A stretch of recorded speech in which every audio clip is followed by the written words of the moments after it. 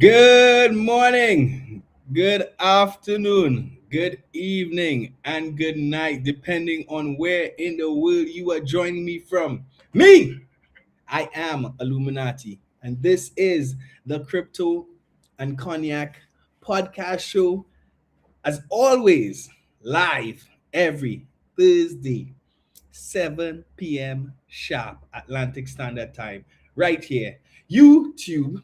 And if I'm here, Stevie in the comments, Henny in the glass, right? It's carnival, baby. It's a wet, it's a wet, it's a wet Thursday in Trinidad. So, even better time to pour you a glass of yak and come have a time with me, right? While we talk a little bit about Bitcoin, where we try to decipher this crazy cryptic world of cryptocurrency, while you share with me and I share with you, and on the other side of it, hopefully, we have a little better understanding of each other and a little better understanding of this thing, right?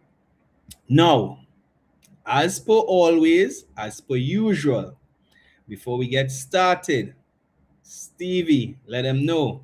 Housekeeping, right? Especially because there's a law that has been introduced in Trinidad and Tobago that prohibits the giving of financial advice, especially around cryptocurrencies. And I do not want to be a foul of that law. So, housekeeping. This is not a financial advisory podcast. I am not a financial advisor. Nothing that I share here this evening, tomorrow, any day that has gone, any day that is to come should be misconstrued as being financial advice, right? It's all about the ICE rule, right? The same way we have our yak is the same way we have our crypto conversation. It's all about information, conversation, a little bit of education, a little bit of edutainment, and on the other side of it, right? Hopefully, we know a little bit more, right? Now, I planned this particular conversation since last week, right? Since over the weekend where things was looking little nice, right? But you know how Bitcoin and crypto goes? It never stays the way that you intended it to be. But I still think, despite the most recent price action, that this conversation still has a tremendous amount of value. So today I'm going to be talking about the alt season, what that could look like, what might be the triggers, how we should be looking out for it, and what might lead the way, because we have a traditional understanding of how the alt season happens. So first of all, what is an alt season? What is an alt cycle? Alt season is typically defined as a period where altcoins outperform Bitcoin, right? And it's often measured by the alt season index. Now, how things have historically worked in terms of, we talked about the 4-year cycle. How things have traditionally worked is that we see a Bitcoin rally, we see Bitcoin consolidate at new highs, we see Bitcoin dominance peak and then starts to decline, and then we see Ethereum and some large cap alts starting to outperform Bitcoin, signaling to the rest of the market that people are looking for or have a broader appetite for risk. And then we start seeing that money that was in Bitcoin, that was in these large cap alts, move into altcoins, mid caps, small caps, and we start seeing some of those tokens doing particularly well because obviously they have smaller market caps than Bitcoin. So what it is going to take to move Bitcoin a couple points, that is going to pump 2x, 3x, 5x a smaller cap token. So Right now, $1 billion worth of volume in Bitcoin, either way, is not going to do much for the price, but $1 billion worth of volume in a altcoin that's market cap is, let's say, $100 million is going to be significant, right? Now, historically, when we look back at the 2017 altcoin cycle, which was, you know, referred to as the ICO boom, we saw the Ethereum ecosystem really explode as Bitcoin's dominance fell sharply. In 2020 and 2021, we saw DeFi and NFTs be the catalyst for that similar kind of activity boom on the Ethereum blockchain. We saw some movement on Solana as well around the same thing, DeFi, NFTs, right?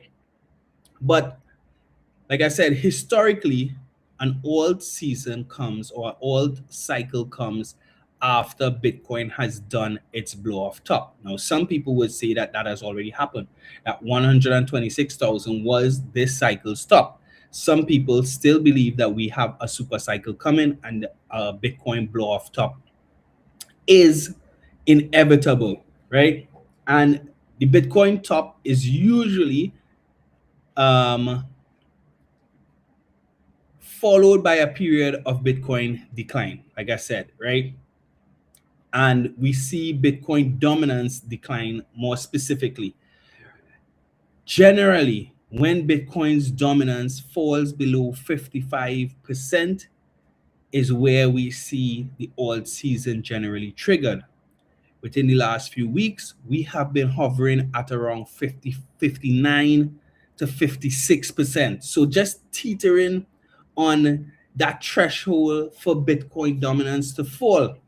But one of the things that has not happened, or has not been happening, is that Ethereum hasn't been performing well at all, right? And even in last year, 2025, where we expected Ethereum to take off, we saw BNB have a little bit of a rally, where BNB achieved new all-time highs, and it was kind of leading a mini alt run, I would say. And what we're seeing now is there is a lot of chatter around Solana, right? So as things have shifted with the traditional cycle, has things shifted now where Ethereum is no longer the token that is expected to lead this alt season? Should we be looking elsewhere, right? Now, like I said, Solana has a very, very strong narrative around it, especially as it relates to the ecosystem, right? Solana continues to have amazing network real usage. I think Solana had a record revenues of 2.3 billion in 2025, which is a sign that the ecosystem economy is expanding beyond just speculation. DEX trading and revenue matrix continue to outpace most of its rivals, and the developer activity continues to be strong. Now, fundamentals suggest that Solana isn't just about speculation, right? It's building a serious economic gravity, right? So in 2025, we saw significant institutional inflows towards Solana as well as XRP. You know how I feel about XRP, so I'm not gonna spend much time on that, right? But we're seeing a lot of energy and attention, especially from institutional interests in Solana. And Solana fits the mold, right? Solana has extremely high throughput. It has real applications. It has a rapidly growing economic activity. And one of the things that Solana has that Ethereum has kind of lost is that the affordability when things get chaotic on the network, the affordability for the average crypto user, the retail man, to be able to transact as heavily on the network, bringing that new money in. So I think those are some of the things that for me has me looking at Solana as a key trigger, and Solana's movement as a key trigger as to whether or not we are going to see an all season in 2026 or not. And I think, again, key things that I'm looking for: Bitcoin dominance falling below 55%, seeing a little bit of the breaking of structural resistance in the alt market cap setup, where the overall altcoin market cap continues to grow and burst through the last couple, I would say the last couple of years of resistance. And then we need some macro tailwinds to get behind us.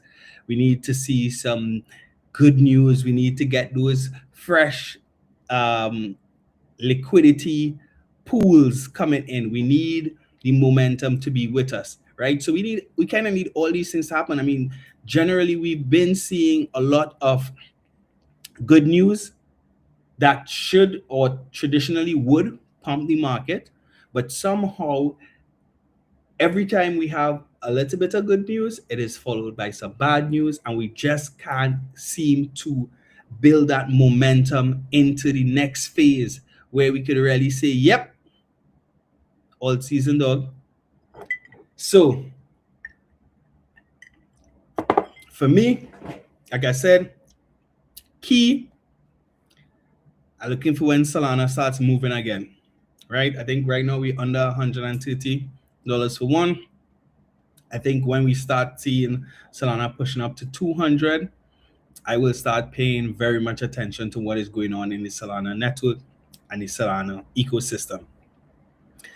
If Bitcoin dominance is dropping at the same time, I'm going to be even more excited, right? And then if I start seeing a retail narrative that could propel us to put some wind behind our sails, then I'm going to be super excited, and I'm going to be doing all my investigation and research into the top Solana ecosystem tokens in an attempt to see some 2x, 3x, 5x, 10x types of moves, right? I can't tell only the last time I had one of those, right? Long were the days of 2021 where we was getting 50x's and 100x's and things. But the market setup has changed, so we could only hope for what we could hope for. In this particular 2026, I am looking for at least a little 5x, you know what I mean? I want my $10 to turn into $50 and asking for much. So for me, like I said, not advice, not financial advice. I'm just telling you what I doing, right?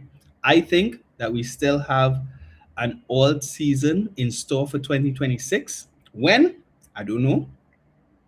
How? I don't know. I think Solana gonna have something serious to do with it. Just because of the setup, right? The attention, the setup is the only place that has active regular users right now. And I think is the only place that retail can really play in this market right now. So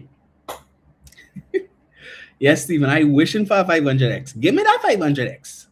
500x, I taking that. Yeah. But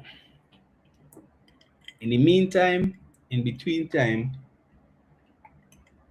remember to drink, drive, and degen responsibly. I know sometimes you don't feel like it, right? But adoption is still inevitable. Yeah, July, yes, Stevie? July would be lovely. It's a birthday type of celebration. So, guys, that's it for me. That's my time. Hit me in the comments. Let me know what you think. Let me know if you think I'm right. Do you think Solana is the move up? Do you think BNB is going to move again? Do you think Ethereum is going to lead the way as always? Do you think that we just headed back into a bear market and it's time to consolidate things and start looking for the bottom and start accumulating again for the next halving, chop it up with me, man. Hit me up on Instagram, Twitter, not Twitter, exit name. What else we there? Well, you're here already. YouTube, right? That's my time. Illuminati out, guys. Be blessed. Be safe. Happy Carnival.